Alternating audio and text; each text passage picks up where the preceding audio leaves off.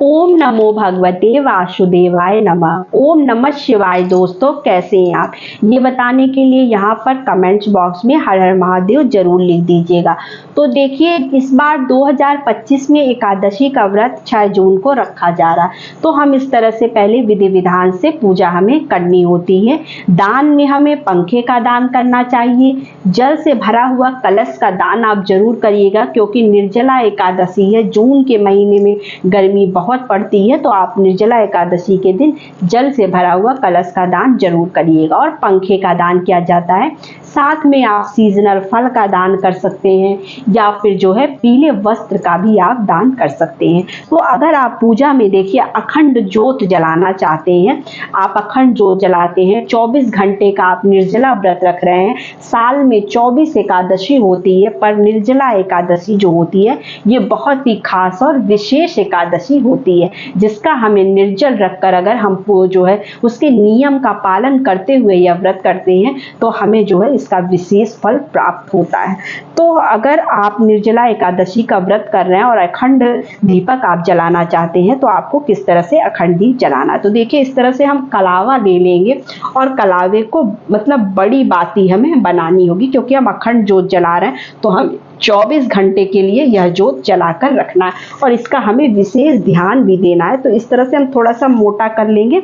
मोटा करने के बाद इसको 4 बार हम इस तरह से कर लेंगे। थोड़ा सा बड़ी बाती ही आप बनाइएगा, ताकि आपकी बाती 24 घंटे चल जाए।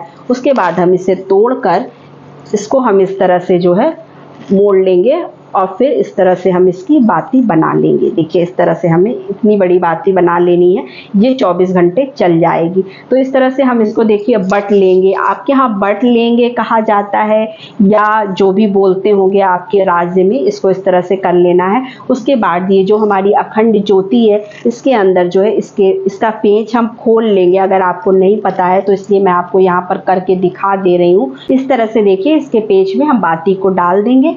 उसके बाद यहाँ पर आपको गांठ लगा देनी है। 1-2 गांठ थोड़ी सी लगा दीजिएगा, ताकि मोटी हो जाए। नीचे को बार बार जो है ये बाती सरके ना। हम नीचे से ऊपर को खींचेंगे, ऊपर से नीचे को हमें नहीं खींचना है। ठीक है, आ गई बात समझ में। अब इसको क्या करेंगे, हम इसी में फिर जो है कस देंगे।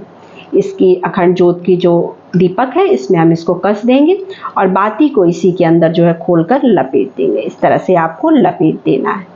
लपेट कर फिर हम इसके अंदर जो है घी भर के इस दीपक को प्रज्वलित कर देंगे। मैंने यहाँ पर दीपक प्रज्वलित किया हुआ है पहले से, इसलिए मैं आपको सिर्फ दिखाने के लिए इसको कर रही हूँ। इस तरह से हम दीपक में घी भरकर प्रज्वलित कर देंगे। अगर आपको डर है कि कहीं दीपक बुझ ना जाए, तो आप क्या करिएगा, इसके ऊपर ढक्कन लगा दीजिएगा, या फिर कांच का कोई खुला हुआ ऊपर से जो हो उससे ढक दीजिएगा और फिर आप अखंड ज्योत प्रज्वलित कर दीजिएगा। लेकिन अखंड ज्योत जलाने का भी नियम होता है। आप इसको जलाकर कहीं पर जा नहीं सकते हैं। आप इसका विशेष ध्यान रखिएगा और फिर जो है इस तरह से आप जो है ध्यान रखिएगा, तेल वगैरह इसमें घी वगैरह भरते रहिएगा बराबर, कि आपकी जो बाती अखंड ज्योत की जलाई गई है वो 24 घंटे जलती रहे। तो इसका आपको विशेष फल प्राप्त होता है जब हम अखंड ज्योत जलाते हैं किसी भी पूजा में। तो इस तरह से हमें एकादशी के दिन भी अखंड ज्योत जलाना चाहिए, अगर हम उसके नियम का पालन कर सकते हैं तो। अब हमें क्या करना है, पारण के दिन अगर आप फलाहार खा के रहते हैं व्रत, तो आप पूजा, इस विष्णु जी की पूजा सुबह शाम दोनों टाइम की जाती है। दोनों टाइम हम दिया बाती करते हैं।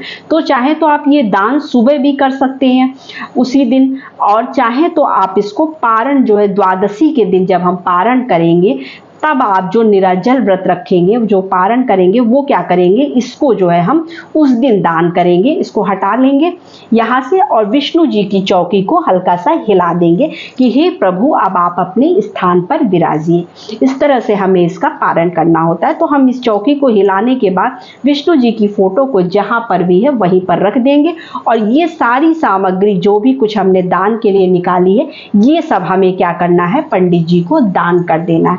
और अनाज का दान जरूर करना चाहिए, क्योंकि जो है सीधा एकादशी के दिन हमें सीधा जरूर निकाला जाता है। तो सीधे में आप आटे का दान कर सकते हैं। बहुत लोग एकादशी के दूसरे दिन चावल का दान भी करते हैं। तो आप अपने घर का नियम देख लीजिएगा। चावल के साथ हमें दाल भी दान करना है, लेकिन मसूर के दाल का दान नहीं किया जाता है। अन्य आप कोई भी दाल दान कर सकते हैं। नमक है और सब्जियां हैं, हरी सब्जी, आलू वगैरह सीधा आपको पता होगा, लेकिन नमक का दान जरूर करना चाहिए, क्योंकि अगर हम नमक का दान नहीं करते हैं तो वो दान माना नहीं जाता। उसमें दक्षिणा जरूर रख लीजिएगा, ताकि जो है पूजा में दान में जो भी कोई कमी रह गई है वो पूर्ण हो जाए। तो बस यही छोटी सी वीडियो थी, छोटी सी जानकारी थी। वीडियो अच्छी लगे तो चैनल को लाइक सब्सक्राइब जरूर करिए। तो नमस्ते फ्रेंड्स, ओम नमः शिवाय, हर हर महादेव।